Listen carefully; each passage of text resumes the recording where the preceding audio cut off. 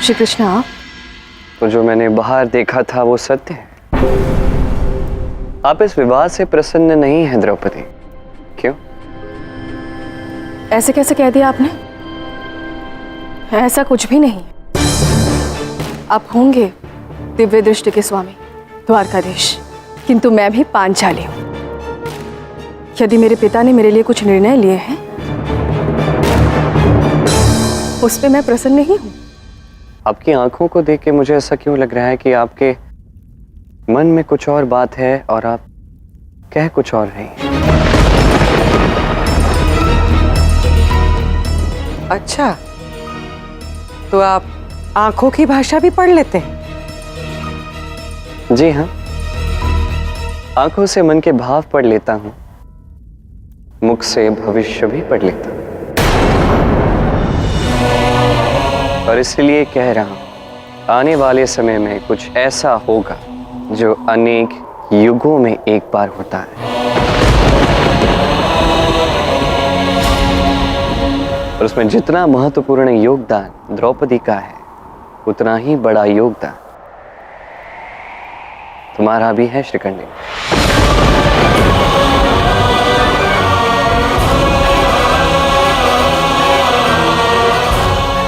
अर्थात आप मेरे जीवन का उद्देश्य जानते हैं श्री कृष्ण?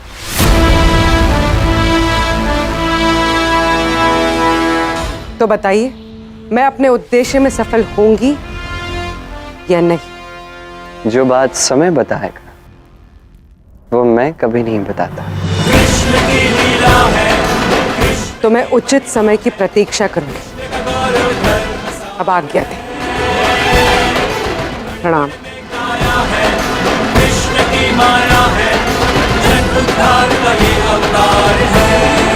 द्रौपदी,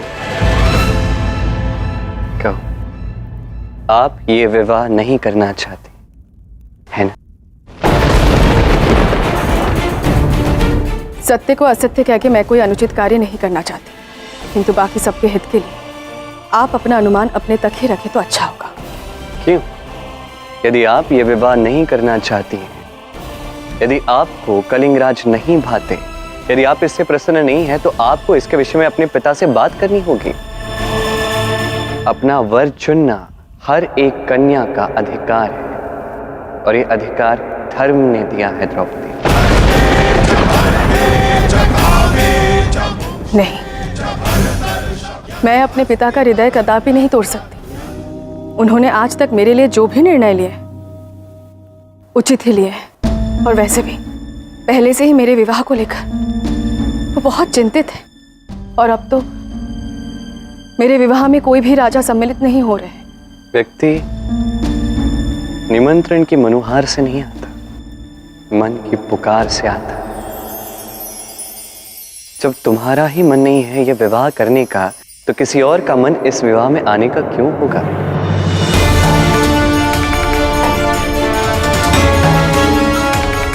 ये आप क्या कह रहे कृष्ण?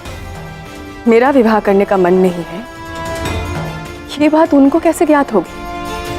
इस प्रश्न का उत्तर इस संसार में छिपा है। ये संसार का हर एक प्राणी एक दूसरे से जुड़ा हुआ है।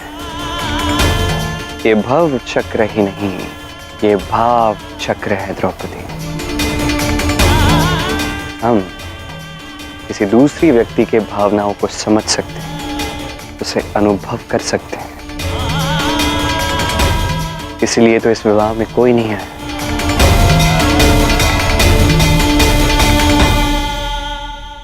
श्री कृष्ण, आपको इस विषयों के बारे में कुछ अधिक ज्ञान नहीं है?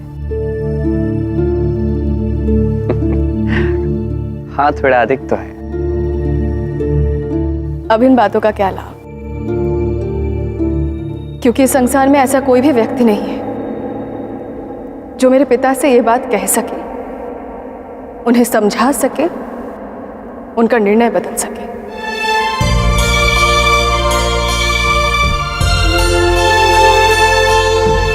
क्या आपको इस बात पर पूर्ण विश्वास है द्रौपदी? हाँ, मेरी दीदी शिखंडिनी, मेरे भ्राता दृष्टिद्युम्न यहाँ तक कि उनके सर्वप्रिय पुत्री अर्थात मैं, पिताश्री मेरी भी नहीं सुनेंगे, तो शेष रहा कौन? और यदि किसी ने उन्हें समझा दिया तो? यह संभव नहीं है कृष्ण। मान लीजिए यदि किसी ने उन्हें समझा दिया तो क्या? यदि ऐसा हुआ,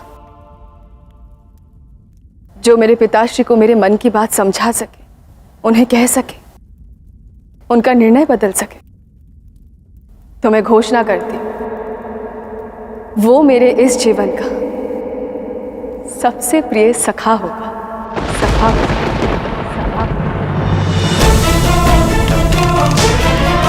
जिनके हर परामर्श को मैं मानूंगी, उन्हें कभी ना नहीं कहूंगी। वो जैसा कहेंगे वैसा ही करूंगी। अब आपने घोषणा दी है, इस वचन से पलटना नहीं। ऐसी नौबत ही नहीं आएगी श्री कृष्ण, क्योंकि मैं जानती हूं यह असंभव है।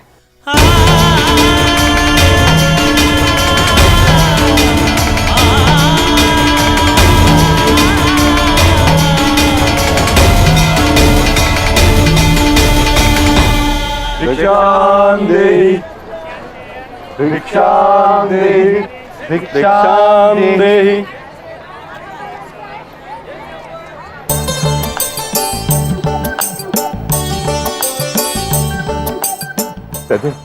अपनी ज्योतिष विद्या से पता करके बता कि मिठाई वाला हमें भिक्षा देगा या नहीं। क्या भीम भैया, मेरे ज्योतिष विद्या का उपहास कर रहे हैं आप? बता ना अनुज, बताओ ना। देखकर तो ऐसा प्रतीत होता है देगा। तो आ जाओ, आज मिठाई खाने का बड़ा मन कर रहा है और सबसे अधिक मुझे मिलेगी। भिक्षां देहि भिक्षां देहि भिक्षा।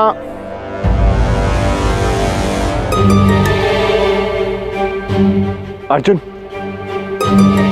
रुक जा। क्या हुआ जेश?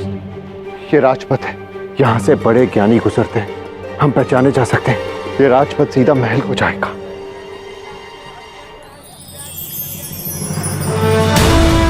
चलो वापस लौट चलते हैं।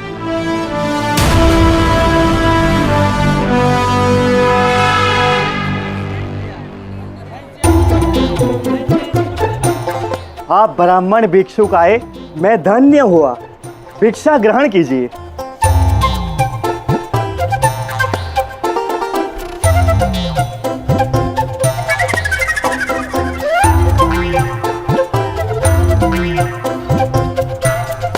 अरे ये क्या? भिक्षु को उसकी आवश्यकता अनुसार भिक्षा देना ही धर्म है। अरे तनिक हमारे शरीर का आकार तो देखो है। अरे ये तो हमारे दांत में ही फंस कर रह जाएगी, पेट तक तो पहुंच ही नहीं पाएगी। धर्म तो ये भी कहता है कि भिक्षुक ध्यान रखे कि किससे कितना मांगना है। मैं साधारण व्यापारी, आपको ज्यादा दान चाहिए तो वहाँ महल में जाइए। राजकुमारी का विवाह हो रहा है, आपको बहुत दान मिलेगा। हाँ हाँ ठीक है। आजकल हर कोई बार बार बस महल जाने को ही क्यों कह रहा है? अनुज, मैंने तुम्हें लौटने को कहा और तुम अभी तक यहीं खड़े हो। चलो चलिए ज्येष्ठ। पांचाल में एक बहुत बड़ा उत्सव होने वाला है, आप सब भी वहीं चलिए ना। कुछ ही दिनों में वर्ष भर की भिक्षा मिल जाएगी आप सबको। एक क्षण, कहीं तुम उस व्यापारी माधव की बातों में आकर तो नहीं महल जाने का सोच रहे थे? सोच रहा था ज्येष्ठ, कारण हर संकेत हमें महल जाने की ओर इंगित कर रहे हैं। आप भी सोचिए, माधव हमसे क्यों मिला? हम आज अकस्मात इस राजपथ पर कैसे आ गए? हाँ, माधव ने मेरे मन को आकर्षित किया है, परंतु एक और बात है जो मुझे इस महल की ओर आकर्षित कर रही है। और वो क्या? दुर्योधन। दुर्योधन ने क्या कुछ नहीं किया हमारे साथ। मेरी इच्छा है कि उसे उसके हर दुष्कर्म का दंड दूं। दुर्योधन अवश्य इस विवाह में आएगा, और वो जब आएगा मैं बस उसे देखना चाहता हूं। किंतु उसे देखने से क्या होगा अर्जुन? उसे देखने से मेरा क्रोध और सघन होगा, मेरा निश्चय और दृढ़ हो, और भविष्य में सही अवसर मिलने पर यही दृढ़ निश्चय और सघन क्रोध स्वयं उसे दंड देगा। मैं तुम्हारा क्रोध समझता हूं अनुज, किंतु देखना यह है कि वहां दुर्योधन नहीं आने वाला, और यहां तक कि कोई भी राजा वहां नहीं आने वाला है। ये कैसे संभव है? पांचाली द्रौपदी का विवाह है, कोई राजा कैसे नहीं आ सकता? कोई नहीं आ रहा है वहां, और यही सत्य है। और रही बात माधव की, तो तुम उन्हें भूल जाओ।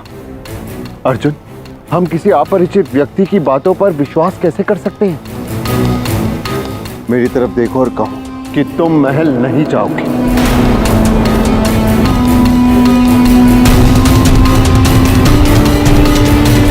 बात मुझे ऐसा क्यों लगता है कि तुम वहां अवश्य आओगे।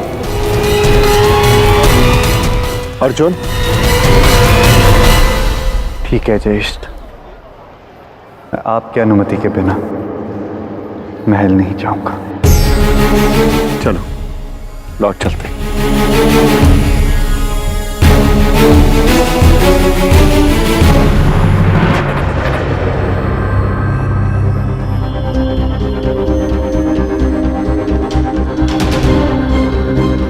कान्हा,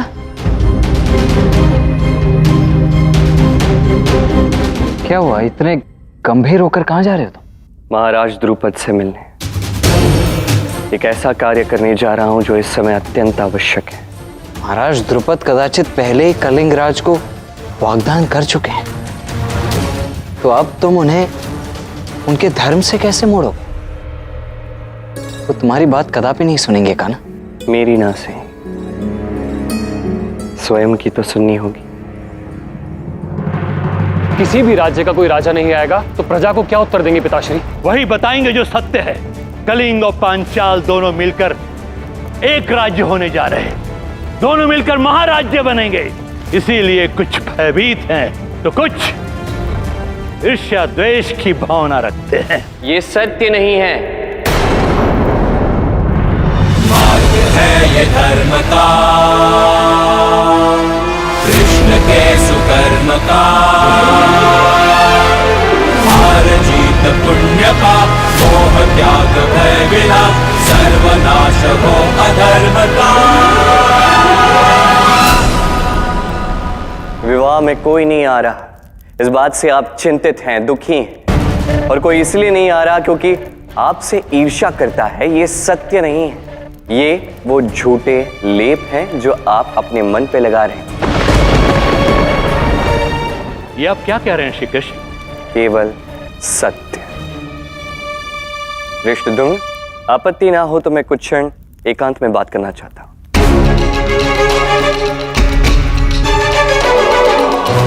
क्या आप जानना चाहते हैं आपकी पुत्री के विवाह में कोई क्यों नहीं आ रहा? अवश्य। क्योंकि जब पिता को ही अपने पुत्री का विवाह भव्य बनाने में रुचि नहीं है तो किसी और को क्यों होगी? क्यों कोई और आएगा? ये कैसी बातें कर रहे हैं आप? वो पुत्री है मेरे प्राण बसते हैं उसमें। मैं जो कर रहा हूं उसके हितार्थ के लिए कर रहा हूं।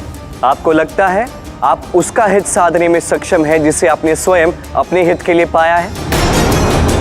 आप भ्रम में जी रहे हैं कि आप उसे सुरक्षित कर रहे हैं जो स्वयं ज्वाला का एक रूप है। यदि आप भूल गए हैं तो स्मरण करवा देता द्रौपदी का जन्म प्रसंग। स्मरण करवा देता हूं कि द्रौपदी कहां से आई है। स्मरण कीजिए पांचाल नरेश, जब आपने अपने मित्र द्रोण को वचन दिया था कि आप उसे अपना आधा राज्य देंगे। समय आने पर आप अपने शब्दों से फिर गए। तब द्रोणाचार्य ने अपने शिष्यों के बल से आपके साथ युद्ध किया और आपका यह आधा राज्य आपसे छीन लिया था।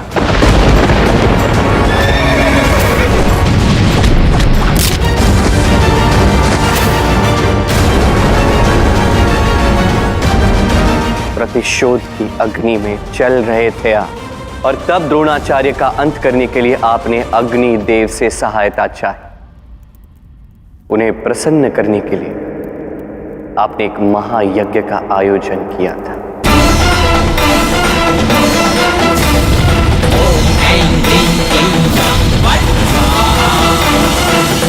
हे अग्निदेव, यदि आप प्रसन्न हैं तो मुझे ऐसी संतान दीजिए जो उस द्रोण का नाश कर सके और मेरे मन में उठ रही प्रतिशोध की अग्नि को शांत कर सके।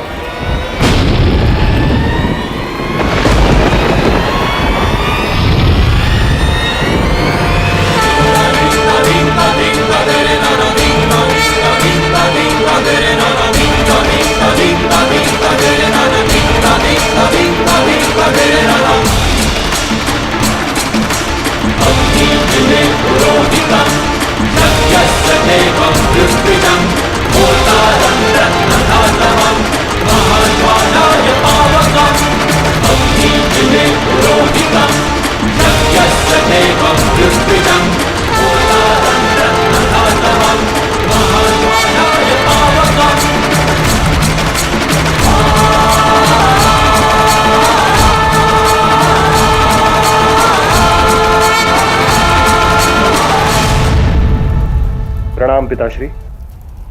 विजयी भव पुत्र। पांचाल राज, इस यज्ञ के प्रभाव से आपको अग्नि सा दिव्य पुत्र प्राप्त हो चुका है। इस यज्ञ का समापन कीजिए। अभी नहीं ऋषिवर, मेरा मन कब से प्रतिशोध की अग्नि में जल रहा है। मेरे हृदय की उष्मा को शांत करने हेतु कोमलता, शीतलता चाहिए, और ये कार्य केवल एक पुत्री ही कर सकती है।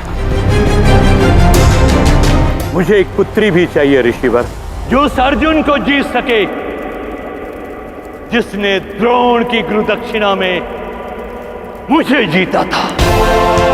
अग्निदेव से शीतलता चाहते हो? अद्भुत। तो फिर आहुति भी वैसे ही देनी होगी पांचाल राज। दे सकेंगे ऐसी आहुति जिससे अग्निदेव शीतल हो सकें? अवश्य।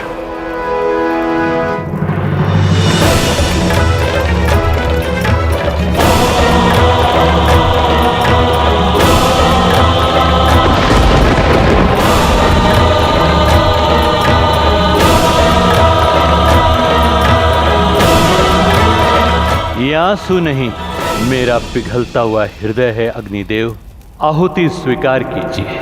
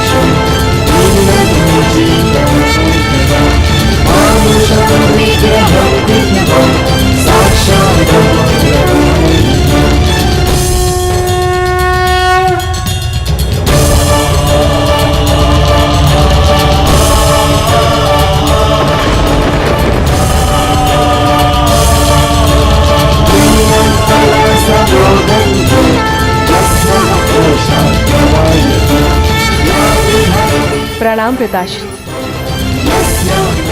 पुत्री, तुम्हारी एक मुस्कान से मेरा हर दुख कम हो गया। मेरे हृदय में उठ रही प्रतिशोध और क्रोध की अग्नि शांत हो गई। मैं आनंदित हो गया। मैं एक प्रतिशोधी से पुनः पिता बन गया। पुत्री। पिताश्री, मैं तो अभी उत्पन्न हुई हूँ, आप मुझे किस नाम से पुकारेंगे? जो यज्ञ से उत्पन्न हुई हो वो मेरी पुत्री यज्ञसेनी कहलाएगी। द्रुपद की पुत्री द्रौपदी कहलाएगी।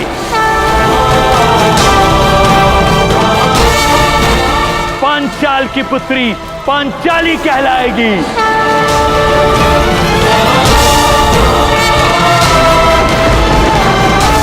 स्मरण है वो समय? कितनी प्रार्थनाएं की थी आपने, कितने अश्रुओं की आहुति दी थी आपने केवल द्रौपदी को प्राप्त करने के लिए। उसे देखकर आनंद से भर उठे थे आप। तब आपका संसार पूर्ण हुआ था और आज उसी पुत्री का विवाह आप इस प्रकार कर रहे हैं।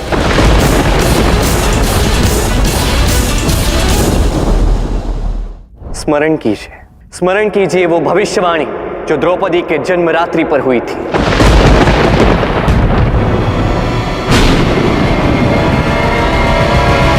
द्रुपद, आज जो तेरी 2 संतानें जन्मी हैं वो साधारण नहीं है। भविष्य में इस युग के निर्माण में उनका योगदान अति महत्वपूर्ण होने वाला है। कदाचित आप सब कुछ भूल चुके हैं, किंतु मैं नहीं भूला। आपकी तीनों संतानें धृष्टद्युम्न, शिखंडी, द्रौपदी अति असाधारण है, जिनके भाग्य में नियति ने भविष्य निर्माण की लेख लिखी। इन तीनों का व्यक्तित्व ये संसार युगों युगों तक स्मरण रखेगा, क्योंकि भविष्य रचेंगे भी यही और बदलेंगे भी यही। कृष्ण की महिमा है, कृष्ण का गौरव धर्मसार है, उद्धार का ये अवतार है।